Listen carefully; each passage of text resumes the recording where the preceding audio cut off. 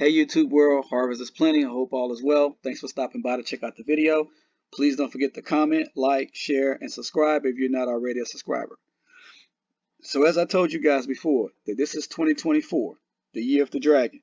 And the year of the dragon is the year of transformation, the year of chaos, deception. I said that a lot of people will be outed, taken down. A lot of lawsuits will be slung, but it's going to be a great apocalypse. Apocalypse just means unveiling, a great revealing of all the secret sins and a lot of dirt that has been done when they thought that nobody was looking. A lot of exposure is coming in 2024. So get ready for it. I said it.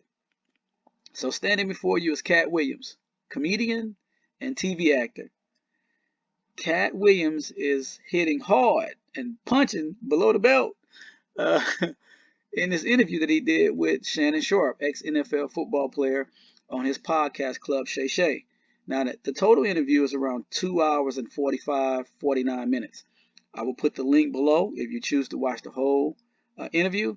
But I just want to share a segment of it with you as he's outing some people. As I said before, not only Jeffrey Epstein's list is coming out, but there's a lot of other things that will unravel this year, 2024, that's going to out a lot of powerful people. So let's take a look at that. It's crazy. I apologize up front for any foul language being used. Until next time, thank you, take care, and God bless. In 15 years in Hollywood, no one in Hollywood has a memory of going to a sold-out Kevin Hart show, there being a line for him ever getting a standing ovation at any comedy club. He already had his deals when he got here. Have we heard of a comedian that came to L.A. and in his first year in L.A. he had his own sitcom on network television and had his own movie called Soul Plane that he was leading? No, we've never heard of that before that person or since that person. What do you think a plant is? Maybe people don't understand the definitions of these words. He just did his documentary with Chris Rock where he shows you that his whole upbringing in comedy was on the East Coast. Yeah, it was. So how simultaneously was he here in Los Angeles doing the same thing? It didn't happen. It didn't happen. And I hate to seem like a petty individual for picking apart lies, but Jussie Smollett gonna keep lying until you say we don't believe you. Like, it's important in the checks and balances of the universe that liars not get to make complete narratives for themselves. Are you not afraid about being blackballed again? These are some power people. What do you mean again? These people are not powerful. Satan can't create anything. That includes blessings for his people. That's why, you know what the number one job of somebody that sold their soul in Hollywood is? What? Is to act like it didn't happen. They all do the same job. Why do you think Gary Owen can't cross over and he already white and been in comedy for 25 years? If what I say ain't the case. It's a cabal. It's a consortium. They rock with who they rock with and they don't with who they don't. But I'm not scared of being the competition any more than you were when you lined up across from a superior team. Yeah, on paper, they're a better team. Right. They have all the assets and resources and we don't. But let us get on the line, boy, and see if that factors in. I guarantee you it won't. Wow. Because Shannon Sharpe got to be a different person than that other person. Absolutely. And he always was. That doesn't change when I change teams. That remains the same. That's how a legacy is built. So all of these shortcut takers, they canceled me for talking about Harvey Weinstein before the thing came out, but he offered to suck my penis in front of all my people at my agency. What am I supposed to do? He did all of that. I'm thinking I'm the only black person on the script. I get there, it's 3 other black guys on there. Woo. Huh. So you wonder what they did to get there? I told him no. What y'all do? And this is why when I walk in a room, heads go down. Behind my back, I'm nothing. I'm just a regular old comedian that's bitter and jealous. But in my face, no. The king has walked in and they have to respect it only because I've not taken the shortcuts. I've not been funded. They pay you to not talk about things they don't want you to talk about. They tell you that themselves. I can't do that because Steve told you that he stopped doing stand-up because he had 7 TV shows. The only problem is when he stopped stand-up, he didn't have those 7 TV shows. He stopped stand-up because he got in a comedy battle called the Championship of Stand-Up Comedy with one Katt Williams in Detroit in front of 10,000 people and lost because Katt Williams said he was actually bald and that was a wig. And I went in, and that's why he couldn't do stand-up anymore. Imagine him coming to tell you another story where he got so big and it was Bernie and them's fault because they wanted to be movie stars. What? You called Ocean 11 to get that nigga's part. What do you mean you didn't want to be a movie star? So on the behalf of Bernie, I would have to say what I have to say. Have you ever been on tour with any of these guys? Every guy I mentioned to you is not funny out there in real life. So no. Faison's never done his own tour in 30 years. Steve Harvey don't do stand-up no more. Cedric doesn't write. I'm sorry, he doesn't write. Ricky Smiley has been playing the same old black woman forever. Like, you can't get a young fan base with that. Like, you got to be doing karaoke around the country to make that work. Right. And he is. But I'm a stand-up comedian. This is my 19th 100-city tour. I'm not going to have a conversation with these lazy bums that'll take a shortcut at any point. Yes, it's easier for you to juice than to get in the gym. But you don't get to bring that body in here talking crazy. Talk about how good you look. What? No, there's too many comics out there that are putting their life on the line to tell these jokes, man. Okay.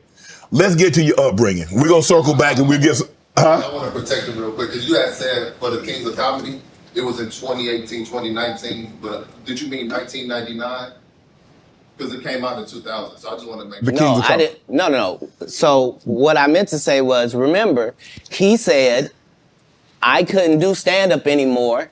I had 7 TV shows. I said he didn't have any of those TV shows at the time. I know you talking about Cedric. Joke stealing from Cedric. Cedric. Okay, so you had said that 2018, 2019, but it came out in 2000, so I just want to make sure. Okay, no. What comes out in 2000?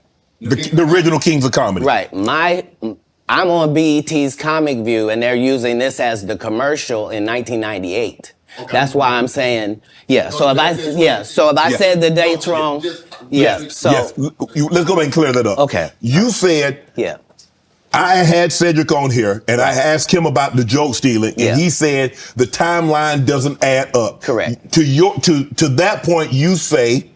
Right. So he thought that I was just a no-name comedian and that he could take this joke and nobody would know. Right. The issue was that I had already done this particular joke on BET's Comic View twice. Right. It had done so well on BET's Comic View that they had made it part of the commercial.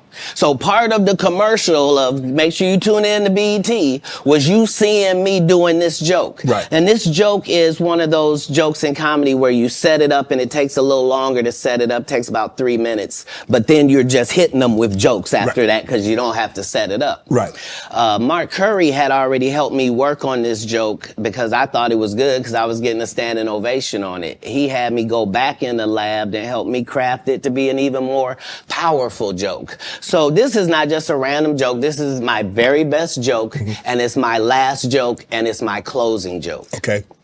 1998, I'm doing this joke. It's on Comic View. Cedric comes to the Comedy Store. He watches me in the audience. He comes backstage. He tells me what a great job I did and how much he loves the joke.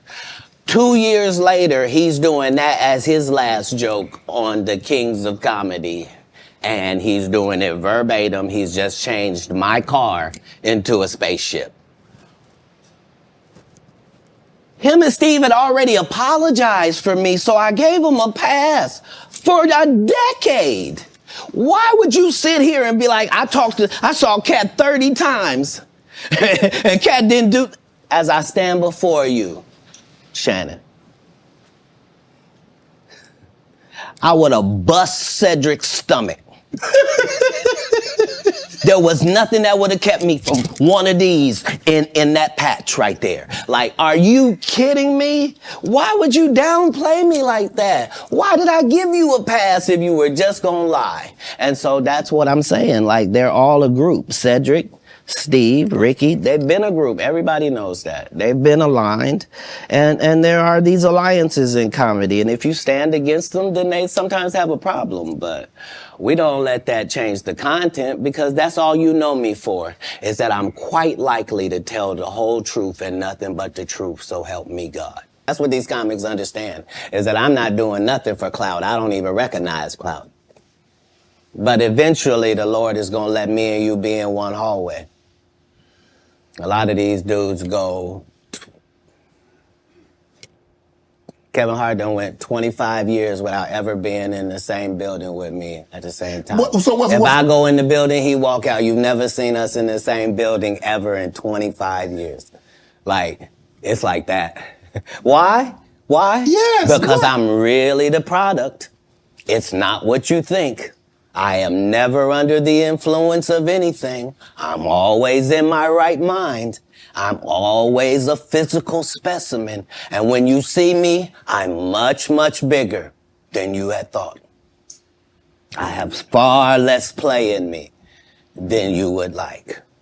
And I'm relentless. I'm out there. I'm still, to this day, I play 11 games of basketball with a 20-year-old. The record is 92-6. This is just in the yard, just to the rack, just cause. You work out, Katt? You work out, Katt? Not to the gym. You don't work out in the gym? You do push-ups, sit-ups?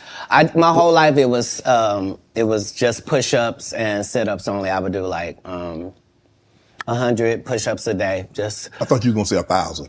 No, because this is literally every day. Right. This is not for the gram. You know what I mean? Like literally 100 a day. And I would do push-ups, and then I tore both my rotator cuffs. And so it was only thanks to golf that I was even able to get my You a golfer now? back. I've been a golfer for quite some time. My short game is impeccable. I can't get you but 2 and some change off of the tee. Off the tee, but I'm still coming in for par guaranteed. Are you playing for the tips? No. I've found that you don't get anything for that. It seems very egomaniacal. They go, hey, Katt, for free, you can go further back. There, right? Wait a minute, does it still count the same? Hey, I'm up at the ladies' tee. Don't tell me my pronouns. On the golf course, I'm she, her, him, them, and they. Whoever at the front tee.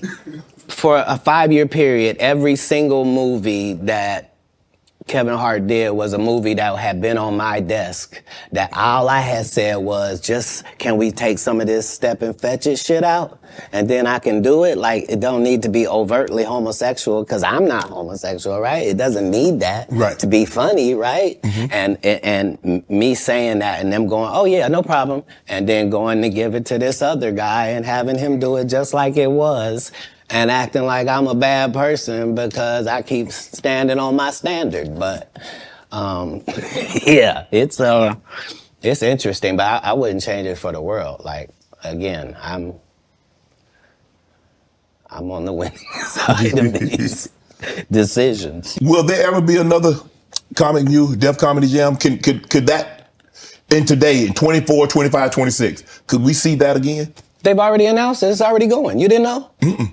Yeah, Kevin Hart purchased it, so he's now doing Comedy View. That happened at the same time that they gave DC Young Fly Hollywood Squares. Where? Yeah, because they tell you that there's no gatekeepers, but we keep seeing the same people open the gate. Didn't Kevin open the gate and let Tiffany in? Ain't he now opening it up for... Don't such and such open the gate? What do you mean ain't no gatekeepers? There's 100 gates out here. Would you everyone I've seen got a keeper. Would you have wanted to do Comic View or Def Comedy Jam? Would you have wanted to be? I think we just mentioned I did them both. No, I'm saying purchase the rights and refranchise it. Nope. They didn't offer it to me anyway. Like, Comic View did a couple of disservices to comedy as well. Mm-hmm. So there were people like me that were out there getting 2 and 3 standing ovations in one set. And that wasn't good for television. So what they did was they started making everybody get a standing ovation. So they would tell the audience, when they get off stage, everybody get up and cheer. And so now the fact that I'm the only one out there going to get standing ovations is now making people think everybody get a standing ovation. And that's not how comedy is. So right. I understood why that couldn't go anymore, because remember, Ricky Smiley sat right here and told you a story about how he performed with Mike Epps and Katt Williams when he did Comic View, and to let him tell it, he was funnier than both. My name Lil Dow. You're talking about the special needs. That's good. That's a different time. That's some clever material. That was a different time, Katt. No, it wasn't. It was the time I was there. But I'm saying that time, this time, same times. No, but I'm saying just like people that tell you the Egyptians, they not black. Egypt is in Africa, folks. As long as Egypt is in Africa, then Egyptians are African. Do you believe you could tell the same jokes today as when you started out? I mean, Eddie Murphy not telling those jokes. Richard Pryor wouldn't be able to tell those jokes in 2024 that they told in the 70s and the 80s. So they wouldn't have told them. But that's my point. They're not inferior people. No. If they were in this time, they would be going according to our time. Just like then, we were going according to that. Like, that's how it is in the world. There are words that we can use for a while. And when we use them for a while until somebody says, that ain't a good word, we should stop saying that. Correct.